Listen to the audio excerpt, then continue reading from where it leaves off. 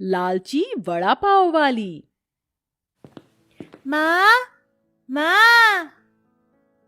अरे अरे सोहन बेटा, पीछे रहे, मैं वड़ा पाव की चटनी बना रही हूँ, कहीं गिर ना जाए। माँ, मुझे भी पड़ोस वाली आंटी के बच्चों की तरह अच्छे अच्छे खिलौने चाहिए। खिलौने? अभी कुछ दिनों पहले ही तो मैंने तुझे नई बॉल दिलाई थी। वो बॉल बहुत बुरी है माँ, मुझे भी राज की तरह महंगी गाड़ी चाहिए। देख बेटा, राज बहुत अमीर है, हम अमीर नहीं हैं। मैं कुछ नहीं जानता, मुझे चाहिए तो बस चाहिए। अच्छा, कुछ दिनों का इंतजार कर ले, मैं लाने की कोशिश करूंगी। रेखा ने ऐसे बोलकर अपने बच्चे का मन बहला दिया। कुछ देर बाद उसकी चटनी तैयार हो गई और वो वड़ा पाव बेचने बाजार में अपना ठेला लेकर आ गई। वड़ा पाव ले लो, वड़ा पाव गर्मा गर्म, खट्टी मीठी चटपटी और नारियल की चटनी के साथ वड़ा पाव। अरे रेखा जी, मुझे एक वड़ा पाव दीजिए। देती हूँ। बहुत ही स्वादिष्ट है भाई, इसमें थोड़ी सी मीठी चटनी डालिए ना। अभी डालती हूँ। रेखा ने चटनी डाल दी। उस आदमी ने वड़ा पाव खाया और वो 20 रुपए देकर वहां से जाने लगा। अरे सुनिए, ये आप क्या देकर जा रहे हैं? वड़ा पाव के पैसे। अब वड़ा पाव 20 का नहीं 40 का है। हैं? क्या 40 रुपए? लेकिन रेखा जी, मैं तो अभी कुछ दिनों पहले ही वड़ा पाव खाकर गया था, तब तो 20 रुपए का ही था। जब 20 रुपए का था, लेकिन अब पैसे बढ़ गए हैं, जल्दी मेरे पैसे दीजिए। उस आदमी ने मुंह सा बनाकर पैसे दिए और वो वहां से चला गया। पूरी दुनिया पैसा बनाने पर है, महंगाई कितनी बढ़ गई है। ऐसे में अगर मुझे भी अमीर बनना है तो मुझे जमाने के साथ साथ ही चलना होगा। अब से मैं वड़ा पाव 40 का ही बेचूंगी, तभी कुछ बात बनेगी। रेखा के मन में अमीर बनने के लिए लालच जाग रहा था। उसने अपना वड़ा पाव के रेट दोगुने कर दिए थे, लेकिन जिन लोगों को उसका वड़ा पाव पसंद था वो अभी भी उसी से वड़ा पाव खरीद कर खाते थे। बहन, अगर 2 दिन तुम्हारे हाथ का वड़ा पाव नारियल की चटनी के साथ ना मिले तो मैं तो चिड़चिड़ी हो जाती हूँ। लाओ, एक बढ़िया सा वड़ा पाव लगाओ, अभी लो। इसी तरह से रेखा की दुकानदारी चल रही थी। वो अच्छी किस्म का माल लगाकर सफाई से वड़ा पाव बनाकर बेचती थी, जिसकी वजह से उसके ग्राहक लगभग बंधे हुए थे। एक दिन रेखा वड़ा पाव बेचने के बाद अपने घर लौट रही थी कि रास्ते में उसे एक बड़ा रेस्टोरेंट दिखाई दिया। कितना बड़ा रेस्टोरेंट है, इसे चलाने वाला भी कितना ज्यादा और अमीर होगा ना।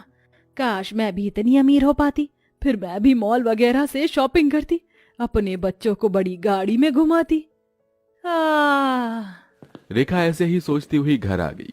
जब वो अपने घर के बाहर खड़ी हुई थी तब उसने अपने पड़ोस वाले घर को देखा। वो 2 मंजिल का काफी बड़ा घर था। पास में ही गाड़ी खड़ी हुई थी और परिवार की चहल पहल की आवाजें आ रही थी। एक इन लोगों की जिंदगी है, जो सोचा वही मिल जाता है, और एक तरफ हम गरीब हैं। बस बहुत हुआ, अब मैं और इस गरीबी में नहीं रहूंगी। मैं भी अपने बच्चों को वो सारी खुशियां दूंगी जो अमीर लोग देते हैं। उन्हें अच्छा खिलाऊंगी, अच्छा पहनाऊंगी। रेखा के मन में न जाने क्या चल रहा था। यही सब कुछ सोचते हुए वो अपने घर के अंदर आई, जहां उसका पति और बच्चे उसका इंतजार कर रहे थे।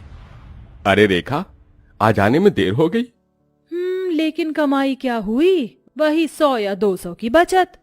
ऐसा मत कहो रेखा, 100 या 200 में भी हमारा गुजारा हो रहा है, तो और क्या चाहिए। बस 2 वक्त की रोटी ही मिल रही है। आपकी मजदूरी भी इतनी कम है और मेरी भी कोई खास बचत नहीं हो पाती है। बच्चे बड़े हो रहे हैं, ये ख्वाहिशें करते हैं। मेरा भी मन करता है बाकी लेडीज की तरह शॉपिंग करने का, अच्छी अच्छी चीजें घर में लाने का, लेकिन ये सब हमारे नसीब में कहाँ। हमारे पास जो भी है हमेशा उसी का शुक्रगुजार रहना चाहिए। अच्छा वो सब छोड़ो, आज मुझे ठेकेदार जी ने ये कुछ आलू दे दिए। बोल रहे थे कि उनके किसी काम के नहीं है, एक नजर इन्हें देख लो। रेखा ने आलू चेक किए। सभी आलू सड़े गले थे और बहुत में कीड़े भी पड़ रहे थे।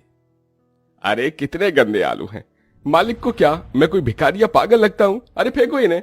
1 मिनट रुक जाइए मोहन जी, ये आलू मत फेंकिए। क्यों? मैं इन आलूओं को वड़ा पाव का भरता बनाने में इस्तेमाल कर सकती हूँ। इनका? रेखा, कहाँ दिमाग है तुम्हारा? ये चीज तो खराब है और तुम तो नग जैसी चीजों का इस्तेमाल करती थी। जानती हूँ, लेकिन मोहन जी मैंने जान लिया है, ईमानदारी से काम करते रहने से कोई कामयाबी नहीं मिलती है।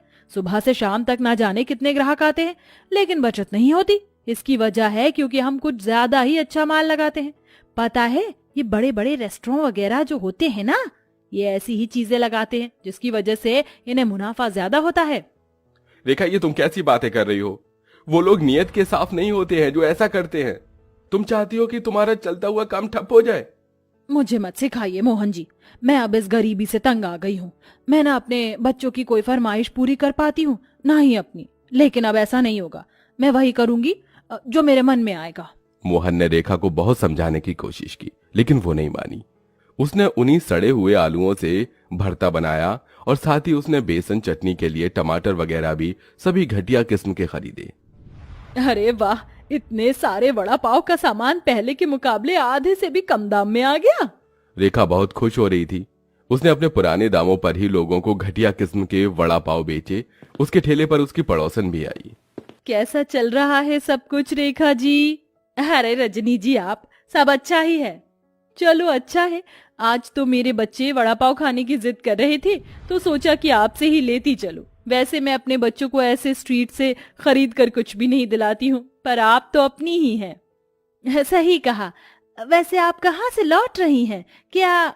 हाँ, वो मैं ना आज शॉपिंग पर निकली थी, मेरे पति भी साथ थे। जानती हैं रेखा जी, उन्होंने मुझे एक सोने का हार दिलवाया और साथ में डायमंड रिंग भी। आज तो मैं बहुत खुश हूँ। अच्छा, इसे तो मैं बहुत ही बेकार वड़ा पाव बनाकर दूंगी। ये लीजिए आपके 2 वड़ा पाव। थैंक्स। रजनी रेखा को जलाती हुई चली गई, लेकिन आज रेखा का मूड ज्यादा खराब नहीं हुआ था, क्योंकि मिलावटी करने के बाद उसे पूरे दिन का मुनाफा मिल चुका था। एक दिन मैं इस रजनी को पीछे छोड़ दूंगी। रेखा पूरा दिन वड़ा पाव बेचकर घर लौट आई। आज उसे बहुत ही अच्छी बचत हुई थी, तो उन सभी ने आज अच्छा खाना खाया। अरे वाह, थोड़ा सा दिमाग चला लेने से आज कितना अच्छा खाना मिल रहा है। रेखा, लेकिन भूलना मत कि लालच बुरी बला है। हाँ हाँ, ये सब बस कहानियों में होता है, असल जिंदगी में तो लालच ही कामयाबी दिलाता है।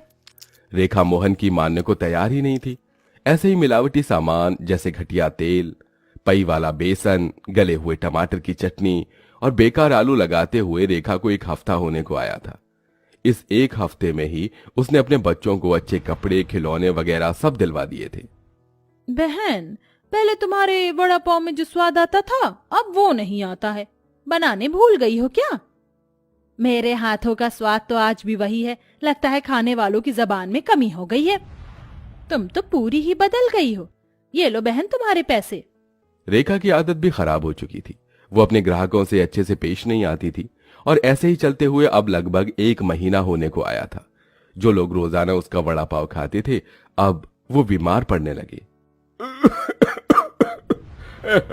ये अचानक से ही मेरा पेट कैसे खराब हो गया?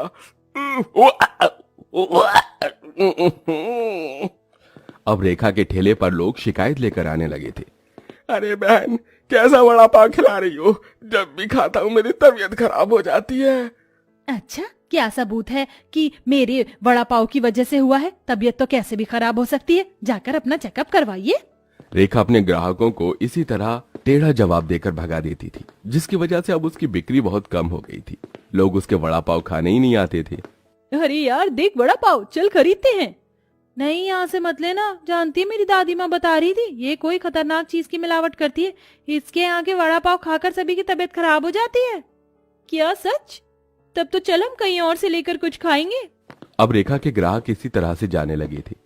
अब ना उसके बड़ा पाव में वो पुराना स्वाद था और ना ही अच्छा सामान। दिन में अगर एक ग्राहक भी आ जाता था तो वो भी फिर कभी नहीं आता था दोबारा। लगातार ऐसा ही चलने से रेखा परेशान हो गई। उसे अपनी गलती भी महसूस हो रही थी, लेकिन वो उसे मानने को तैयार नहीं थी। एक दिन वो अपने पति से बोली, अजी मैं कोई दूसरा काम करूंगी। ना जाने किसकी नजर लग गई मेरे काम को, कोई ग्राहक ही नहीं आता है। अरे नजर नहीं लगी, लालच खा गया। मैंने तुम्हें कितना रोका था रेखा कि लालच मत करो, लेकिन तुम नहीं मानी और तुमने अपने हाथों से अपने ही पैर पर कुल्हाड़ी मार ली। तुमने अपना चलता हुआ काम खुद ही ठप कर दिया। जानती हो, कामयाबी मेहनत से मिलती है, लालच से नहीं। तभी तो कहते हैं कि लालच बुरी बला है।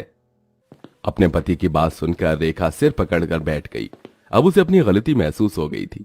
उसने आगे से फिर कभी लालच न करने की कसम खाई और वापस से अच्छी किस्म का सामान लगाकर ही उसने काम को दोबारा शुरू किया। धीरे धीरे अब उसके स्वाद से ग्राहक लौटने लगे और अब सब कुछ ठीक होता जा रहा था।